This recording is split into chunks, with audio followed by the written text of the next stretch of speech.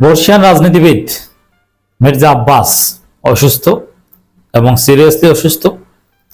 তিনি আইসিইউতে, সিঙ্গাপুরে নেয়ার পরিকল্পনা চলছে এবং সমস্ত রাজনীতিবিদরা তার বিরোধী পক্ষ, তার নিজ দলের প্রধানমন্ত্রী থেকে শুরু করে সবাই তার খোঁজ খবর নিচ্ছেন, অনেকে দেখতে যাচ্ছেন।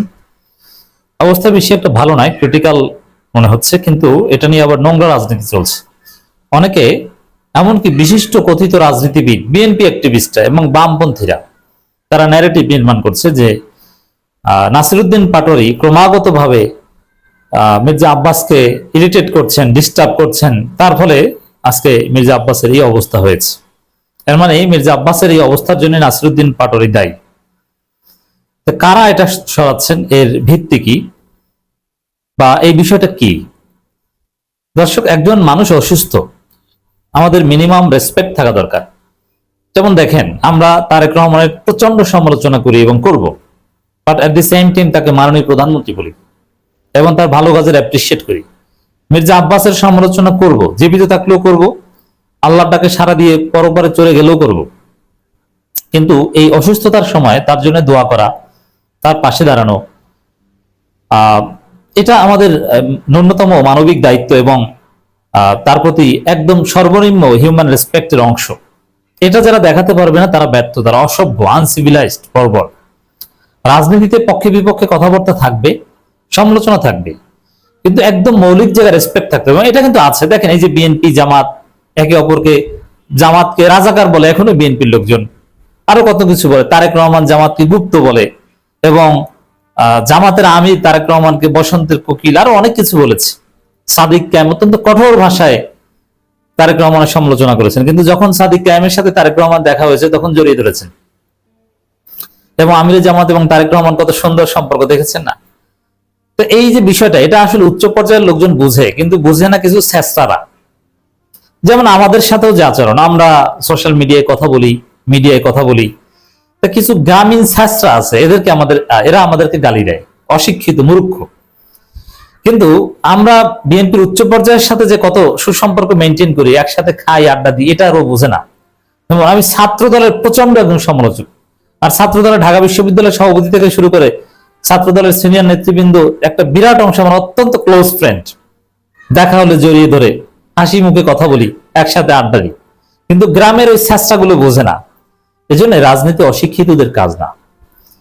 ওই স্যাস্ত্রা টাইপের অশিক্ষিত লোকজনেই মির্জা আব্বাসের এই অসুস্থতার জন্য নাসিরউদ্দিন পাটোয়ারীকে দায়ী করছে। এতে মূলত মির্জা আব্বাসকে ছোট করা হচ্ছে। যেমন একজন একটা কথা বলেছে, সায়ন্ত সাখওয়াত,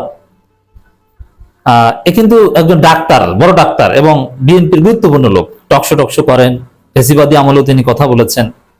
তবে একটা সুযোগবাদী, ঝুঁকি নেন না, বিপদে পড়তে দেখিনি আমার জানা মতে। তিনি বলছেন যে মির্জা আব্বাসের অসুস্থতায় নাসিরউদ্দিন পাটোয়ারীর ভূমিকা একেবারে উড়িয়ে দেওয়ার মতো না। কিন্তু একজন ডাক্তার হয়ে বলছেন যে নাসিরউদ্দিন পাটোয়ারীর ভূমিকা উড়িয়ে দেওয়ার মতো নয়।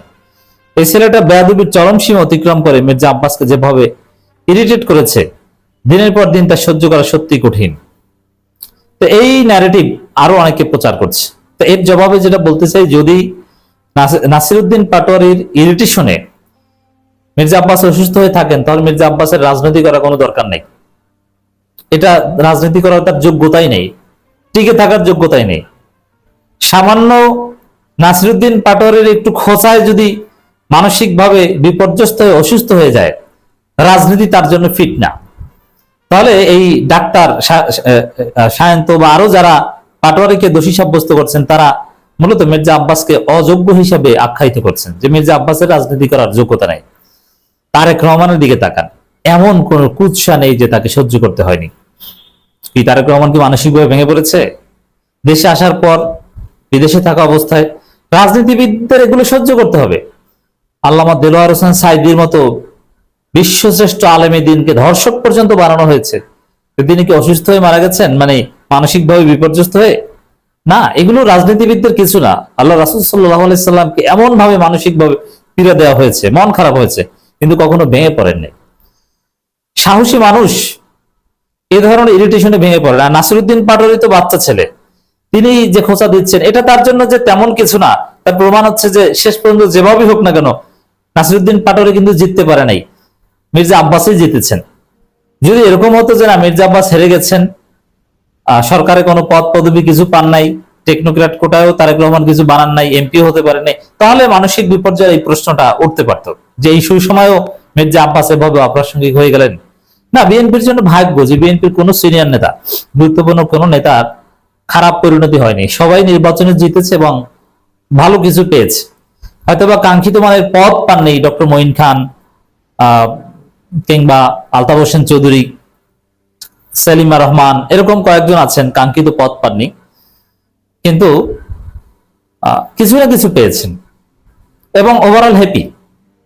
আওয়ামী লীগের অনেক বর্ষিয়ান নেতা মাঝে মাঝে বঞ্চিত হতেন, সেই অনুযায়ী বিএনপিতে দেখেন তারেক রহমান যা করেছে, এই যে মেজর হাফিজের মতো একজন তারেক এবং জিয়া পরিবারের সমালোচক সংস্কারপন্থী একজন নেতাকে আজকে স্পিকার বানিয়ে দিয়েছে, সামনে তিনি ভারপ্রাপ্ত রাষ্ট্রপতি হবেন, এমনকি পূর্ণাঙ্গ রাষ্ট্রপতি হতে পারেন শারীরিক সক্ষমতা থাকলে, কারণ যাকে স্পিকার করা হয় তাকে পরবর্তীতে রাষ্ট্রপতি করার একটা প্ল্যান থাকে।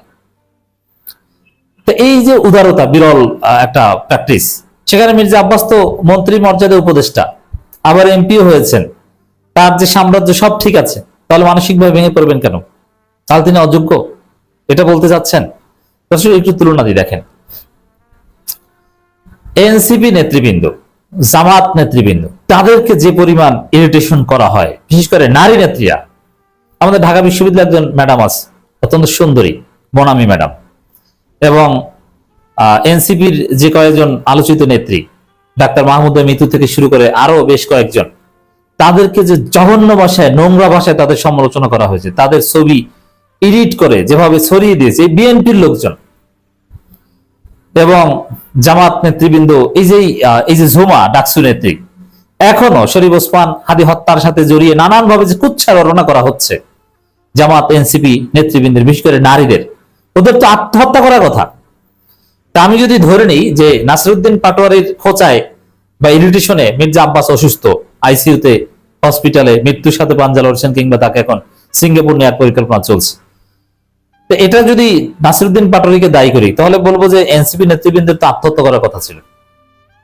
খালেদা জিয়ার মতো একজন মহান নেত্রীকে কতভাবে অপমানিত, লাঞ্ছিত করা হয়েছে আপনি দেখেছেন, কিন্তু খালেদা জিয়া কি মানসিকভাবে ভেঙে পড়েছে?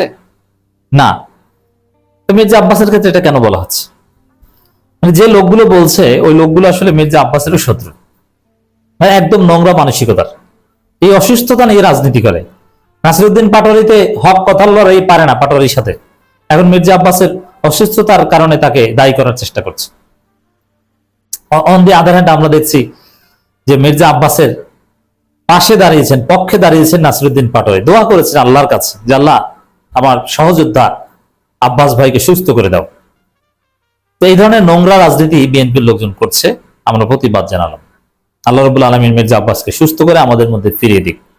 তবে সিঙ্গাপুর যাদেরকে নেওয়া হয় তারা অনেকেই সুস্থ হয় না, আবার ওবায়দুল কাদের সাহেব কিন্তু সুস্থ হয়ে এসেছিলেন। আল্লাহ চাইলে তাকে সুস্থ করে আমাদের মাঝে ফিরিয়ে দিতে পারেন।